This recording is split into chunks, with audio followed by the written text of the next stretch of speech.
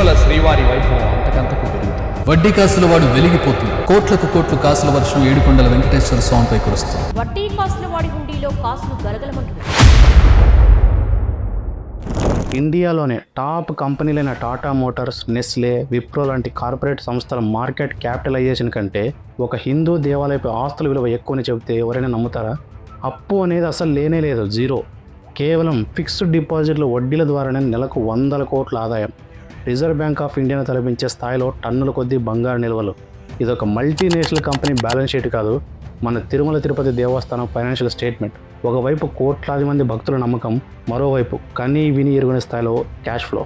కానీ కేవలం హుండీ ఆదాయంతోనే టీటీడీ నడుస్తోంది అని ఎవరైనా అనుకుంటే పొరపాటే. 2026 నాటికి టీటీడీ ఒక అద్భుతమైన ఫైనాన్షియల్ ఇంజిన్గా, best in class risk management సిస్టమ్గా ఎలా అవతరించిందో తెలిస్తే ఫైనాన్షియల్ ఎక్స్పర్ట్స్ కూడా ఆశ్చర్యపోవాల్సిందే.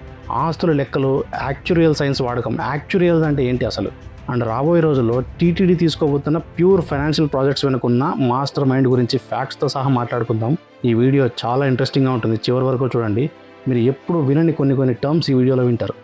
మొదటగా, దేశంలోని ఏ కార్పొరేట్ సంస్థ ఆలోచించిన విధంగా టీటీడీ తీసుకుంటున్న ఒక financial and risk management master stroke గురించి విశ్లేషిద్దాం. అదే యాక్చురియల్ సైన్స్ ఇన్సూరెన్స్ మోడల్. సాధారణంగా ఏదైనా ప్రమాదం జరిగితే నష్టపరిహారం ఇవ్వడం మనం చూస్తుంటాం. కానీ ఒక రోజుకు దాదాపు 1,00,000 మంది పైగా వచ్చే తిరుమలలో ఏదైనా అనూహ్య సంఘటన జరిగితే పరిస్థితి ఏంటి? ఇక్కడే టీటీడీ బోర్డు యాక్చురియల్ సైన్స్ని రంగంలోకి దించింది. ఎంకన్న భక్తులకు ఇన్సూరెన్స్ ఆలోచన చేస్తున్నప్ప గుడోళ్ళు, దర్శనానికి వచ్చినోళ్లకు గట్లనేమన్నైతే అంత టీటీడీ ఆఫీసర్లే చూసుకుంటారిగా. అంటే ఫ్యూచర్లో జరగబోయే ప్రమాదాలను, ఆర్థిక నష్టాలను స్టాటిస్టిక్స్, మ్యాథమెటిక్స్ అండ్ ప్రాబబిలిటీస్ ఆధారంగా ముందే పక్కాగా లెక్కగట్టే ఒక అద్భుతమైన ఫైనాన్షియల్ మోడల్ ఇది. గత 10 ఏళ్ల టీటీడీ ఫుట్ఫాల్ డేటాను, భక్తుల రద్దీని, వారి వయసును, అలిపిరి మెట్ల మార్గంలో వచ్చే వారికి గుండెపోటు లాంటి మెడికల్ ఎమర్జెన్సీని వచ్చే అవకాశాలను, వాతావరణ పరిస్థితులను ఈ యాక్చురీలు విశ్లేషిస్తారు. ఈ మ్యాథమెటికల్ మోడలింగ్ ఆధారంగా తిరుమలకు వచ్చే ప్రతి ఒక్క భక్తుడికి పూర్తి స్థాయి ఉచిత ఇన్సూరెన్స్ కల్పించే ప్రపోజల్ ప్రస్తుతము టీటీడీ టేబుల్ మీద ఉంది. అలిపిరి దాటినప్పటి నుండి తిరిగి కిందకి చేరుకునే వరకు రోడ్డు ప్రమాదాలే కాకుండా ప్రకృతి విపత్తులు, తొక్కిసలాటలు, సహజ మరణాలకు కూడా దీన్ని విస్తరించబోతున్నారు. ఇదంతా ఖచ్చితంగా భక్తుల వెల్ఫేర్ కోసం చేస్తున్న ఒక గొప్ప సేవ. కానీ దీన్ని ఒక ఫైనాన్షియల్ ఆస్పెక్ట్లో విశ్లేషిస్తే ఇక్కడ కనబడుతున్న కోర్ కాన్సెప్ట్ ఏంటంటే రిస్క్ ట్రాన్స్ఫర్. అంటే రేపొద్దున కొండపైన అనుకోని మాస్ క్యాజువాలిటీ సంఘటన జరిగి ఒకేసారి 100 మందికి నష్టపరిహారం ఇవ్వాల్సి వస్తే టీటీడీ రిజర్వ్ ఫండ్స్ మీద ఒక్కసారిగా భారీగా ఒత్తిడి పడుతుంది. అది టీటీడీ బడ్జెట్ అంచనాలను తలకిందలు చేస్తుంది. అదే ముందుగానే యాక్చువల్ ద్వారా లెక్కగట్టి ఆ రిస్క్ మొత్తాన్ని ఒక ఫిక్స్డ్ ప్రీమియం కట్టి ఇన్సూరెన్స్ కంపెనీకి బదిలీ చేస్తే టీటీడీకి అన్అకౌంటెడ్ ఫైనాన్షియల్ లయబిలిటీ ఉండదు. భక్తుల జేబులోంచి ₹1 కూడా తీసుకోకుండానే టీటీడీ తన సొంత బడ్జెట్ ద్వారా ఈ ప్రీమియం కట్టడము ఒక ఫ్లాలెస్ బిజినెస్ మోడల్. ఇక ఈ ఇన్సూరెన్స్ ప్రీమియంలు కట్టడం అనేది టీటీడీకి ఒక లెక్క అనిపించేలా టీటీడీ అసెట్ వాల్యుయేషన్ ఒక్కసారి చూస్తే 2022 నవంబర్లో టీటీడీ మొట్టమొదటిసారిగా ఒక వైట్ పేపర్ రిలీజ్ చేసినప్పుడు ప్రపంచం మొత్తం అవాక్కైంది. అప్పటికే టీటీడీ ఆస్తుల విలువ దాదాపు 2.2 లక్షల కోట్లు. కానీ అది బుక్ వాల్యూ. శ్రీవారి హుండీ ఆదాయం కోవిడ్కి ముందు, కోవిడ్ తర్వాత అన్నట్లుగా అభివృద్ధి చెందింది. 2026 నాటికి వడ్డీలు, కొత్తగా వచ్చిన విరాళాలు అండ్ దేశవ్యాప్తంగా 75కి పైగా ప్రాంతాల్లో ఉన్న 7,600 ఎకరాల కమర్షియల్ అండ్ నాన్ కమర్షియల్ భూములు, వాటన్నిటి ప్రస్తుత మార్కెట్ విలువ అంచనా వేస్తే టీటీడీ నెట్వర్త్ సులభంగా 3 లక్షల కోట్లకు పైగానే ఉంటుంది.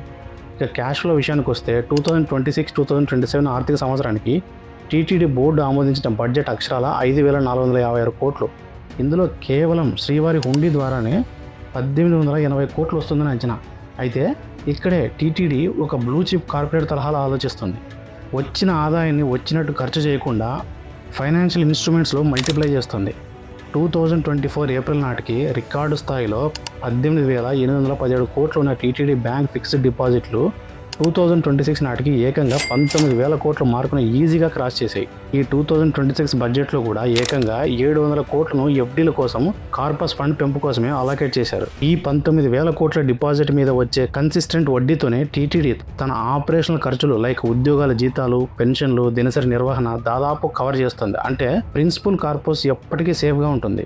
క్యాష్ జనరేషన్ ఒక ఎత్తు అయితే గోల్డ్ హోల్డింగ్స్ అండ్ మానిటైజేషన్ మరో ఎత్తు. దేవుడికి భక్తులు ఇచ్చే బంగారాన్ని లాకర్లో పెడితే అది ఫైనాన్షియల్ డెడ్ అసెట్ అవుతుంది. ఇన్ఫ్లేషన్ బీట్ చేయాలంటే అసెట్ గ్రో అవ్వాలి. అందుకే 2025-2026 నాటికి టీటీడీ దగ్గర ఉన్న 11.2 టన్నుల బంగారాన్ని తెలివిగా వాడుకుంటుంది.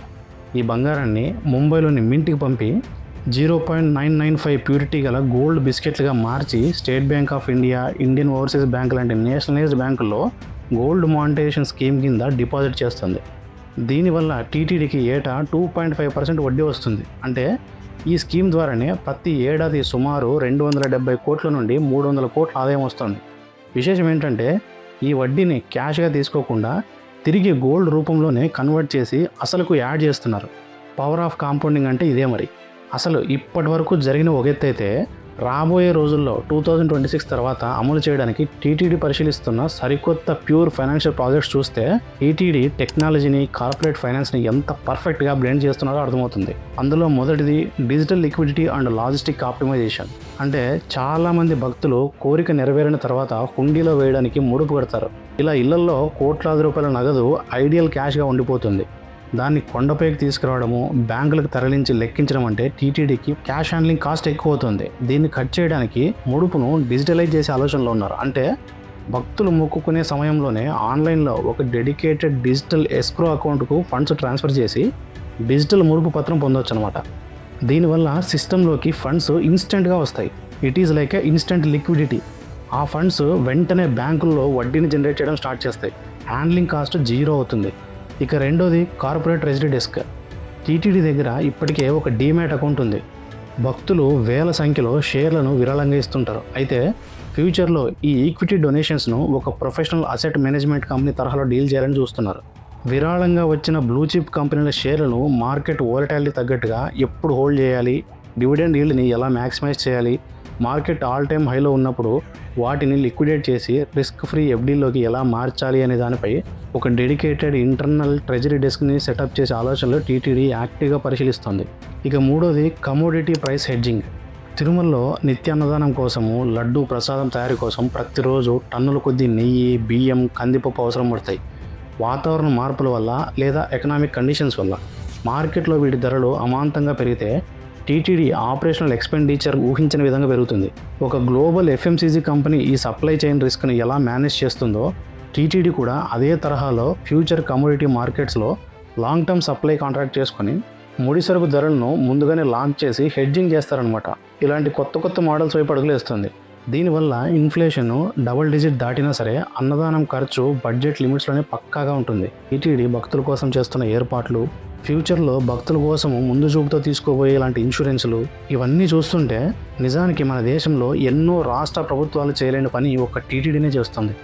ఒక దేవాలయం అంటే కేవలం పూజలు, ఉత్సవాలకు మాత్రమే పరిమితం అనే మైండ్ సెట్ను బ్రేక్ చేసి కోట్లాది మంది ఇచ్చే విరాళాలను ఒక గ్లోబల్ ఇన్వెస్ట్మెంట్ బ్యాంక్ తరహాలో అత్యంత ట్రాన్స్పరెంట్గా, సైంటిఫిక్గా, ఫైనాన్షియల్ ఎక్స్పర్టైజ్తో ఎలా మల్టిప్లై చేయొచ్చో టీటీడీ నిజంగా ప్రూవ్ చేస్తుంది. అసలు ఎవరికి ఎలాంటి ట్యాక్స్ భారం లేకుండా సెల్ఫ్ సస్టైనింగ్ ఎకానమీగా టెంపుల్ను నడపడం అనేది హార్వర్డ్ లాంటి బిజినెస్ స్కూల్స్ కూడా స్టడీ చేయాల్సిన అంశం ఇది. ఇలాంటి పర్ఫెక్ట్ ఫైనాన్షియల్ ఎకోసిస్టమ్ ఉన్న ఈ టెంపుల్ ఎకానమీ మోడల్ను భవిష్యత్తులో మన దేశంలోని ఇతర పెద్ద సంస్థలు కూడా లేదా గ్లోబల్ ఆర్గనైజేషన్స్ అడాప్ట్ చేసుకుంటే ఎలా ఉంటుంది? అసలు వడ్డీల మీద వడ్డీలు, టన్నుల కొద్దీ పెరుగుతున్న బంగారంతో దూసుకుపోతున్న మన టీటీడీ ఫైనాన్షియల్ ఇంజన్కి అసలు ఎండ్ కార్డు ఉంటుందా? ఖచ్చితంగా ఉండదనే చెప్పాలి. ఎందుకంటే ఈ కలియుగానికి దైవం వెంకటేశ్వర స్వామి. ఫ్రెండ్స్, ఈ డేటా విన్నాక మీరేమనుకుంటున్నారో కింద కామెంట్స్లో చెప్పండి. ఈ వీడియోలో డిస్కస్ చేసిన పాయింట్స్ గతంలో మీరు ఎప్పుడైనా విన్నారా? అది కూడా ఒకసారి కామెంట్లో చెప్పండి. ఒకవేళ ఈ వీడియో ఇప్పటివరకు చూస్తున్నారంటే డెఫినెట్లీ ఎక్కడో దగ్గర మీకు నా ఇన్ఫర్మేషన్ నచ్చిందని అర్థం. దయచేసి వీడియో నచ్చింటే సబ్స్క్రైబ్ చేసి, షేర్ చేసి, లైక్ చేయండి. Thank you very much.